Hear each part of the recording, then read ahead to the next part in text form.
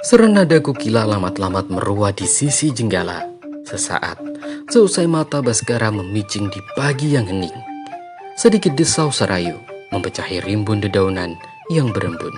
Begitu anggun, di tengah hutan, sayap-sayap puspa memberikan sebuah sugesti mengenai harapan dari perjalanan yang panjang dinanti. Dari sebuah peta yang menyimpan misteri, maka sekarang bersiaplah untuk memecahkan semua teka-teki.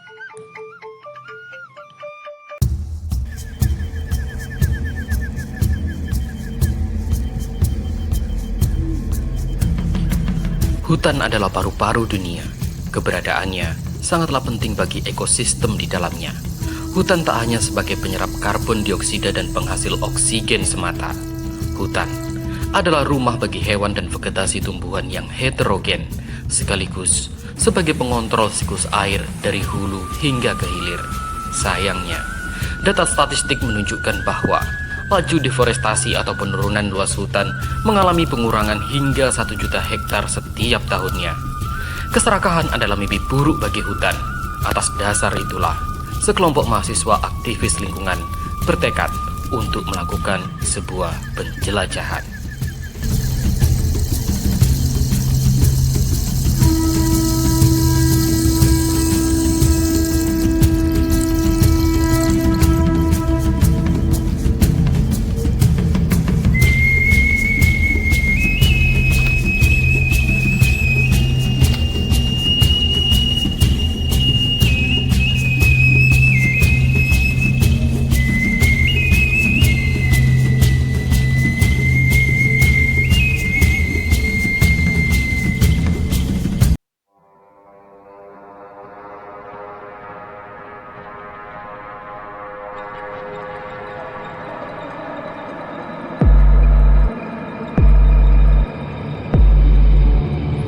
Sudah cukup rasanya aku berbincang dengan para indigo yang hanya mendebat dengan jalan penerawangan, terutama tentang sebab kejadian.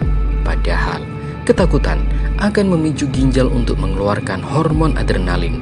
Adrenalin yang meningkat akan memicu jantung untuk berdenyut lebih keras dan lebih cepat. Efek berantai yang memicu jantung untuk membesar dan menekan paru-paru, sehingga dada terasa sesak dan penuh. Lalu, paru-paru yang terganggu memacu kerja pembuluh hingga ke otak jauh, sebuah kombinasi siklus tubuh yang akan membuat manusia untuk melihat hantu, kejang-kejang sembari berhalusinasi dalam bayang ilusi yang berwujud pada rawuhi. Pada gelap bayang mata kita akan tertipu oleh sesuatu yang berbentuk maya pada sebuah wujud yang belum tentu nyata keberadaannya, terperdaya dalam doktrin ingatan ketika tak berdaya, hingga pada akhirnya kita akan melihat diri kita di batas dua alam yang telah berbeda.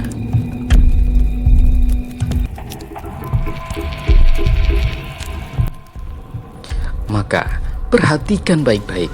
Salah satu bidang ilmu yang mempelajari topografi sembari mengungkap fenomena dan proses geologi adalah mahasiswa dari jurusan geofisika yang selayaknya sedang melakukan observasi. Dalam kaitannya dengan cerita KKN Penari, sebuah bangunan yang menyerupai candi, serta sumber mata air yang keluar dari dalam tanah seperti dalam kisah, adalah salah satu mata kuliah dalam jurusan ini yang terkait dengan eksplorasi dan geofisika arkeologi. Sedangkan menghubungkan jaringan distribusi air ke kolam sendang selayaknya perencanaan saluran drainase yang dikerjakan oleh mahasiswa dari teknik sipil. Kemudian terkait rumah bibit, sosialisasi mikroza yang mampu membantu penyerapan nutrisi dan zat hara adalah salah satu bidang yang dipelajari oleh mahasiswa dari jurusan teknik biologi. Maka dari keseluruhan cerita, jelas tergambar bahwa dari semua proker yang ada dikerjakan sepenuhnya oleh mahasiswa dari jurusan teknik, bukan dalam rangka pengabdian atau KKN seperti yang diceritakan, tetapi penelitian dalam rangka penyusunan skripsi dan ekspedisi yang dikerjakan secara berkelompok. Hanya saja, ketika itu kelompok mahasiswa teknik dari kota S yang sedang melakukan ekspedisi datang ke desa yang sama dalam rentang waktu yang tak jauh berbeda, bersamaan dengan kelompok KKN lokal yang kemudian mendengar dan mengalami sebagian kisahnya dari warga lokal.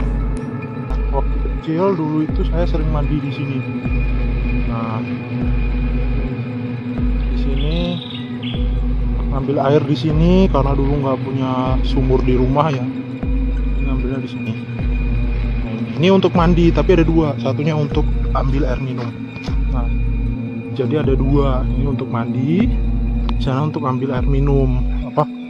Jadi dibedakan biar nggak kena air sabun kalau untuk yang buat apa namanya buat air minum. Nah ini untuk wah ya Allah udah lama banget sumurnya ini mantap. Nah, ini buat air minum tuh sudah tertutup sama rumput ya, udah berpuluh-puluh tahun ya waktu saya kecil dulu ya. Nah ini tempat saya berenang lah dulu sih. Kemudian ini untuk mandi. Di sini dulu ada pohon gede banget di sini. Tapi karena bahaya sekali nih. Kalau itu untuk yang sebelah sana untuk mandi. Nah ini untuk ke rumah dulu. Jadi kita kesini setiap sore ya, karena kalau pagi tuh airnya sorenya kita ambil air untuk mandi malam dan untuk keperluan malam dan pagi. Jadi untuk mandi pagi itu ambilnya sore hari. Tuh kalau siang-siang nggak ada yang ambil, biasanya sore jam 4 gitu teman-teman. Nah ini dulu jalannya tuh nggak seperti ini, gede dulu, nggak setapak seperti ini. Nah ini pohon-pohon ini nggak ada dulu tuh.